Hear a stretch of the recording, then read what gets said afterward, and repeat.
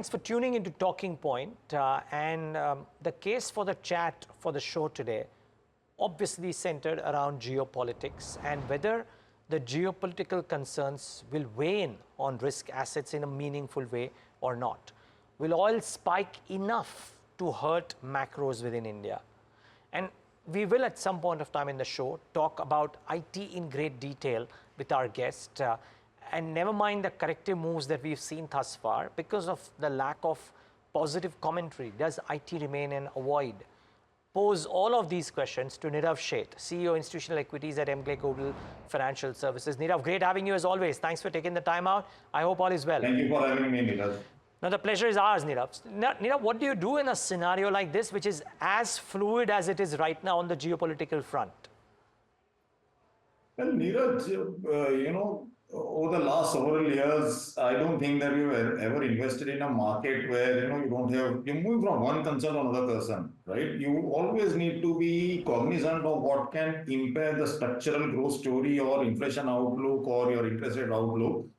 And many of the cases is not very easy, right? The way to look at it is, the two things that has happened, right, over the last, maybe a fortnight or so. One thing that it increasingly seems that the pivot that Fed took was probably premature, in a sense that your inflation is moderating, but is not moderating fast enough, and this is largely around shelters and service part of the economy. Second thing is obviously the escalation that we are seeing on the Middle East front. To me, this is probably, I'm talking about the geopolitics, right? It is not a happy situation. A lot of human lives are involved, but this is of a degree considerably lower in intensity than what we had seen with Russia, Ukraine, right? And we are able to live through it. Russia is a far more dominant player in the oil market. Europe was completely dependent on energy for Russia, right? So the dislocation in the global energy market was of a degree significantly higher. We are not very close to that as far as the Israel-Iran thing is concerned. And it also has an offsetting implication, right? So if you every time you got an escalation in geopolitics, you will see that people rush into bonds, and therefore you've seen about a 10 bips rollback in the bond yields. I think that this will keep a lid on the risk assets for some period of time. I don't see a significant escalation. I don't see a significant risk of trade right now from what it looks like. Okay. Nirav, are you a buyer, therefore? I am super bullish on Indian economy, right? And by that definition, Niraj, it is always, these are the times that you want to go and buy. And when I'm talking, these are the times, maybe the stocks could be down another 5-7%. To me, that is the base case scenario. Given the fact that if you look at the economic narrative in India, if you look at the political narrative in India, and if you look at the macro scenario in India, these are very, very strong dynamics playing out, right? And therefore, you need to be buying equities with an horizon which extends into 2, 3, 4 years. I believe that you will have probably a lifetime opportunity pre-elections buying into Indian equities. Mm-hmm. Yeah, Nirav, just wondering. I agree that the longer term view is very positive. You are not waiting for a tactical lower opportunity because it might be difficult to time the bottom. Is that it? No, I don't believe that you are going to see a significant drawdown. Okay. Right? Because you need to cut the earnings for markets to go down. Right? So there are two levers to the market. A is your evolution of the earnings. Second thing is your discount rate. You slightly, sort of hazy around, how my risk-free rate is going to behave. But if you look at the earnings evolution, and if you are looking at the ROE evolution, you are talking about a $4.5 trillion economy, which is growing at about 6.5%. Earnings are going to compound at 14 or 15%. I don't know whether we'll see a meaningful correction. What about the other overarching factor, which is the rates and the yields? Much to the chagrin of bulls, we are not likely to see rate cuts in a hurry, at least as the sound bites go right now. And therefore, higher for longer rates, the multiples question, the discounting factor, all of that comes into question, Nirav. Would the street be disappointed with no rate cuts or not quite? Well, it depends upon why the rate cuts are being pushed out, right? So if you look at since December last year, the first 4 months, you essentially had an unusually resilient US economy. Essentially, the payroll numbers were holding up very well, the wage growth was moderating, but the US economy was doing better than expectations. And if your economy is doing better than expectations, which is why you're pushing out the rate cuts, that is rich asset positive, as far as I'm concerned. The last print that you saw was on inflation, right? And essentially around shelter, which is still seems to be sticky at about 5%. If the inflation print doesn't moderate in line with expectations, then you need to be slightly worried about the impact on the risk asset. So the question is that why are the bond yields holding up higher? Is it because of higher economic resilience, which means that I'm looking at long-term higher terminal growth rates, or is it because of stagflation scenario? If it's latter, the risk asset will sell off. I don't see inflation so much to be a concern, right? You would never have a linear disinflation anywhere in the world. It is always a bumpy ride. I would still believe that this is more of a noise. You should be seeing rate cuts sometime in maybe September onwards. Do keep in mind uh, if you look at the expectations for headline inflation in US and core inflation in US for 25, they are at 2.3% and 2.1%. So even if I reduce the rates by 50 basis points, you'll come to somewhere around 5% or 4.75%, which is still fairly restrictive, right? We are not talking about whether it will go back to 2% or not, but I think the process will start. Okay. Nirav, now one more question, and we'll actually just cover the macros here because we'll get into specifics in the next segment.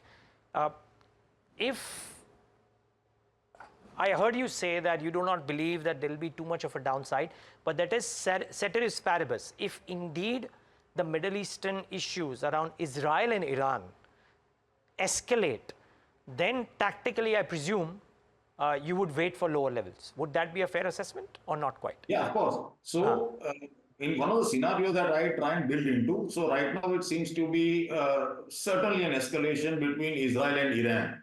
Now, whether that gets other Middle Eastern countries into it, and therefore it becomes a wider Middle East conflict, then obviously there will be a significant more impact on oil prices and your dollar inflows and stuff like that, and therefore you could have potential another 5 or 7% rate cut. It is a scenario that you have to build in. To me, there are reasonable odds, but it is not my best case scenario. The reason I'm willing to take this line of thinking is because Israel seems to be isolated in its attack on Iran, right? This is not, the allies have not been necessarily supporting Israel in terms of escalating this thing with Iran. But we'll have to wait and see. It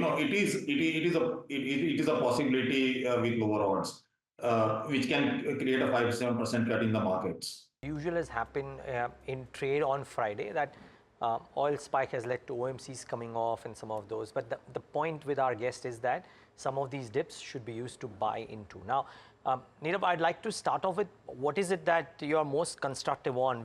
The biggest electoral exercise in the world is underway starting Friday, the 19th of April. We have this geopolitics, all of that, and the earnings season in full blow. Non-IT, because we'll talk about IT separately, Nirav, non-IT, what is it that forms a part of your ready reckoner list, if you will? So, and I'm keeping the valuations aside right now because I'm talking about the macro. So, I am very constructive on how the capex recovery is going to come back. right? And this entire chain from power to renewables to electric vehicles and green hydrogen and generally investment in cement, steel, stuff like that. So there's a big tail over there. So very constructive on how the capex recovery will happen. We are also constructive on the discretionary part, right? So anything that is leveraged to Indian economy at large, and that includes financials. Within that, obviously, constructive on the PSUs as well, and even the NBFC space. And thirdly, I am particularly excited about what I would call the shunt sectors for long and still trading at very, very interesting valuations, which is something like, an ONGC or Coal India. The free cash flow yields are even today at about 9 or 10%. I also would like to believe that I would expect the Prime Minister to use his political capital in the third term to dramatically change and raise resources through the public sector units. Uh, as far as the ideology is concerned, they are very, very prudent in terms of their fiscal prudence. You still have to raise resources to try and do some serious pumping up of infrastructure. Uh, Countries like India are asset heavy and income poor, right? So you can potentially raise billions of dollars through the public sector assets that have been created. And if you're not going to do it now, then when are you going to do it? I'm willing to take that call that you will see, they have laid the template for it. They are run very well. They are governed very well. Valuations have started to catch up. Now it's time to monetize them, raise resources, recycle those into more and bigger infra projects. And therefore, you're going to see unlocking as PSUs as a space.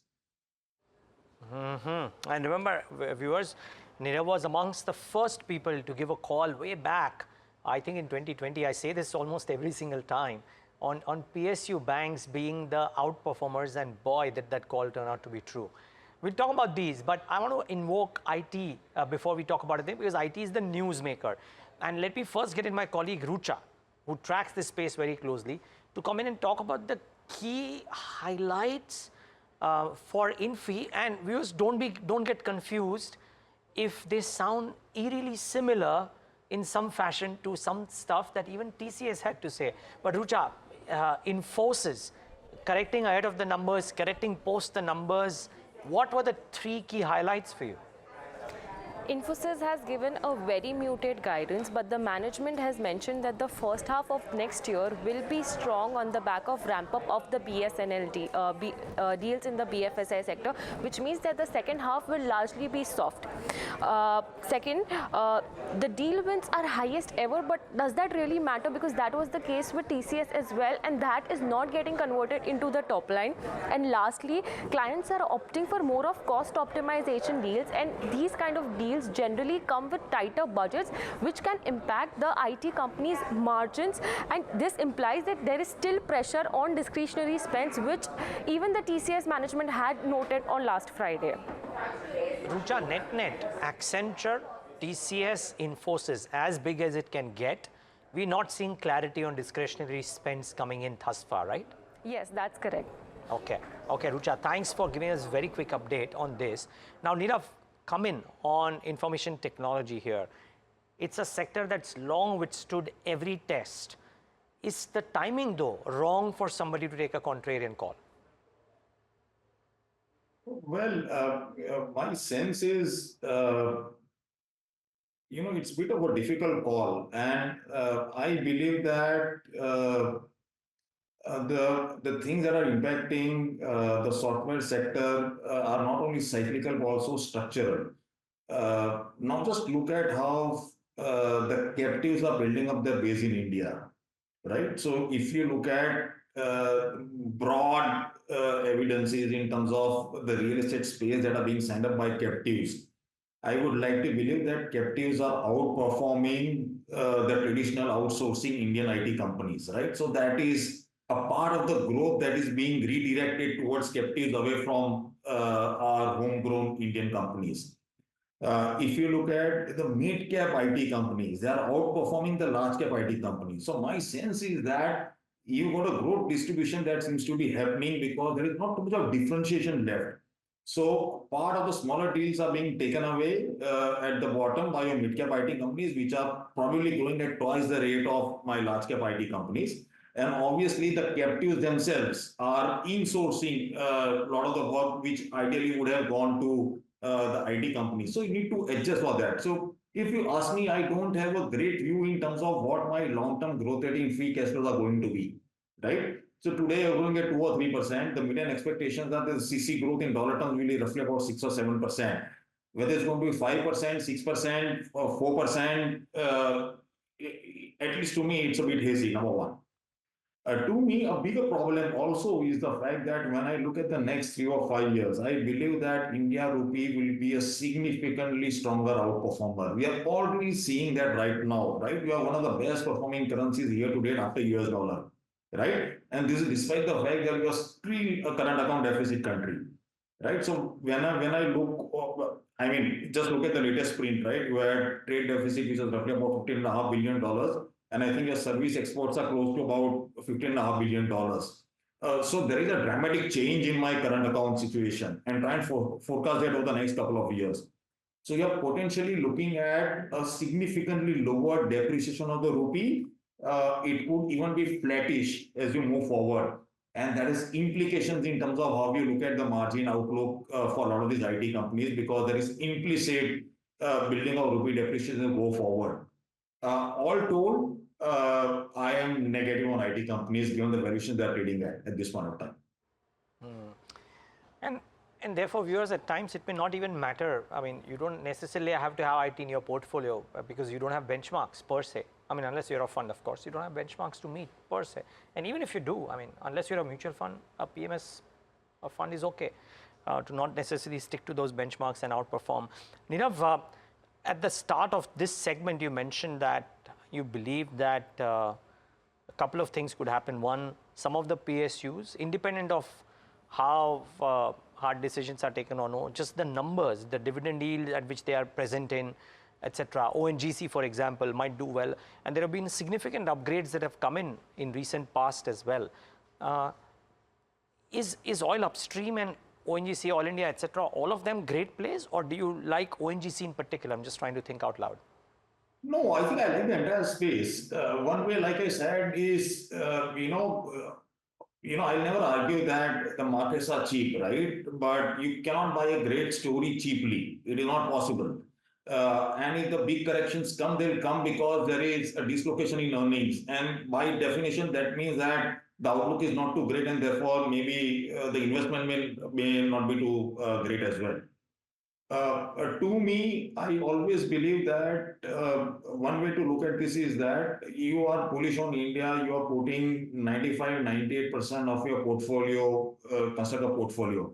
I always look at oil companies as an insurance play, right? The only thing that can derail India's story in the near term is an escalation in oil prices, which impacts my balance of payment problems eventually, and rupee depreciation and stuff like that, and inflation. This is an insurance to that portfolio that you are creating. And instead of paying a premium, you're getting a premium because they are yielding you about 8 or 9% in terms of free cash flow yield. In many cases, the dividend yield is about 5 or 6%. And therefore, it's a no-brainer. Secondly, I think markets routinely overestimate what you would call this a transition away from dirty assets into renewable assets, and we'll overlook things like Coal India and stuff like that. It is not possible to wean away of coal for a long, long time in the future, right? So usually that gives you very, very solid entry points in terms of valuation. That's an interesting twist. Buy Oil Upstream as an insurance premium. Didn't quite hear that, but I think that logic is very sound. I just have one last question, Nirav. And that's on arguably the story of the month, the revival of Vodafone Idea, right? Now, is Vodafone by itself a good play to your mind, considering that there is a lot of smart money that is coming in. They are raising capital, they'll raise debt, they'll spend on 4G, they will stop losing customers the way they have, presumably, in the future as they have in the past. And does the revival of Vodafone Idea hamper Bharti Airtel and others, or do you think the space now looks pretty exciting? How would you characterize telecom? Well, to me, a large part of the trade or investment in telecom sector is behind us, in a sense that logically you should expect a significant reset in tariffs as you go forward. And therefore, all of us know the investment case. It is a perfect duopoly, and there are two large players, and they are past their heavy capex phase, and therefore the outlook looks to be good. But you also want to keep in mind that this is finally an ex-growth market. So once you got a tariff which is getting reset and your earnings reset at a higher level, there is no growth. It is not a compounding machine by nature, right? And therefore, I'll be very circumspect about giving high valuations to these kind of assets. I have not looked at Vodafone in great detail, but I have always believed that when the sector turns around, you also make money with the laggards. Vodafone, to the best of my knowledge, will not be a price, setter. It will be a price taker. It's a high tide, and you'll benefit from that as well. And it's great that they've been able to raise money, and therefore you can restructure your balance sheet, which has been a great pain point. If I could think out loud, maybe at some point of time, after a couple of years, there could be even a significant takeout value sitting over there. Great. Nirav, always great insights. This time, no different. Thanks for taking the time out and speaking to us. Thank you so much for having me. Pleasure talking to you, Niraj. And viewers, thanks for tuning into this edition of The Talking Point.